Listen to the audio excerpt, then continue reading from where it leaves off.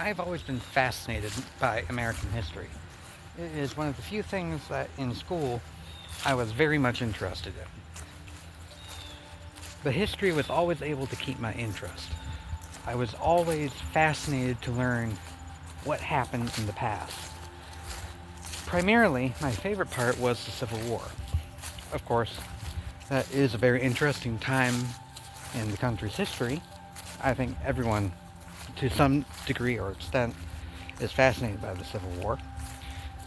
But American history in all, I have been fascinated by. I've always tried to learn more, whether it be the Revolutionary War, War of 1812, the Civil War, of course, even to more obscure pieces, such as World War I, how we got involved, the CCC, or Civilian Conservation Corps, that President FDR made during the Great Depression. All these things I've been fascinated by. And recently, through multiple conversations with multiple people, I have come to a shocking discovery that most people do not know this country's history. Now, that may seem like an unfair term, perhaps an inaccurate representation, but it is true. Oh, sure, most people could tell you the basics. When the country was founded, Continental Congress, what caused the Civil War, mostly. But when it comes to other pieces, there's not really that knowledge behind it. A few weeks ago, I had come across a family on my lunch break at work that were discussing history. Now, they're probably trying to make the best of the day, had a doctor's appointment, had to take the kids out of school, they're trying to supplement, as they should, if they miss school. But the thing that shocked me to my core was one of the parents was trying to teach this child, young teenager, about this certain time in history pertaining to the early days. And the child's response was, "Why do we need to learn this? It's not going to help me." I was half shocked. History is so important. And the fact that so many people do not know that, I wasn't sure what to make of it. And over time, I began thinking about it. And as much as it pains me, the kid was right. But in only one small degree. Why do we need to learn history? The answer is a bit complex. First of all, history is the culture of a country. Let's get that right off the bat. It is what makes us who we are, makes us do what we do. Learning from history allows us to learn from past mistakes. Now, Lord knows, this country has made its fair share of mistakes. Slavery being the number one biggest. But there are certain things about this country that you must learn. I have found in research and throughout my own learning journey that history repeats itself in patterns. These patterns make up the collective history. If you do not learn the mistakes already made, you will repeat those mistakes. Point in case.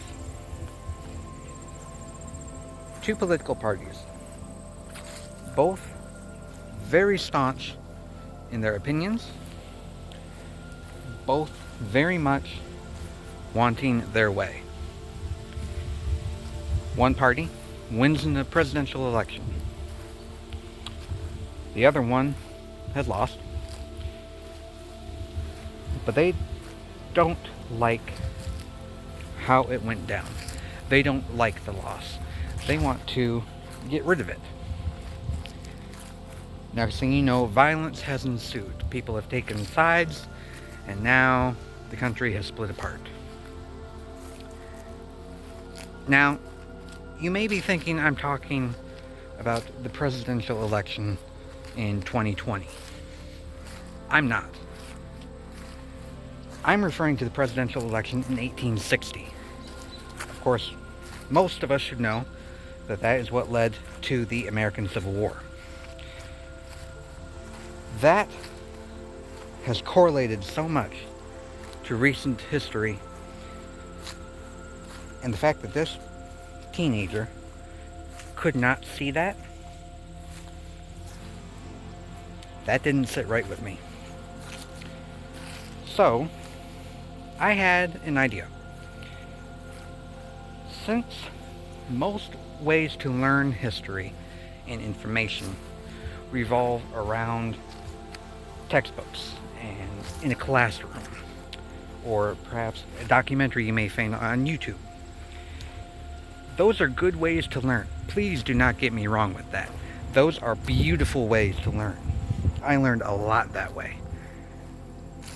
But it's a bit impersonal. You don't get the full picture.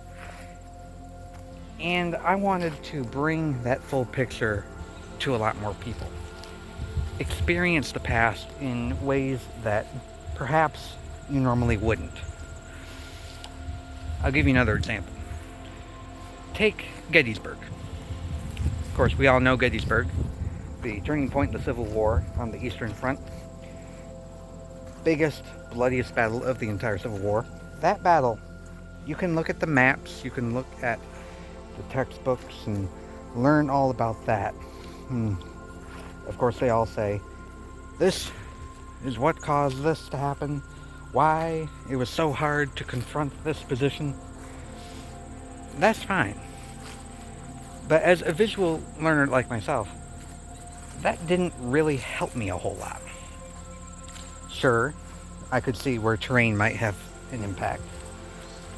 But why was it so hard for, say, General Hood's division to take Little Round Top? Just going off the history in the textbook, I couldn't tell you. Hard to tell from a map. But when you are there, you see the size of the boulders, and it makes sense. That's the type of teaching I want to bring to this. Now, do not be fooled, I have absolutely zero teaching experience. Just learning history and sharing it is my passion. In fact, I work in the healthcare field. But I think a new approach to teaching history is needed. A more personal side. If we can take a person and make it seem like it is just them and a friend discussing history, then we can transport that other person back in time, learn something important about this country's history, and from there be able to have them learn more on their own. If this channel can teach even just one person, one thing they did not know about history before, then I feel I have succeeded. I have helped people to know this country. Now, there are probably hundreds, if not thousands, of YouTubers who focus on history in some aspect or another. But I don't think there are many that have this approach. And being a visual learner, I wish I had this growing up. Of course, I am of the generation where YouTube was just starting to make an impact.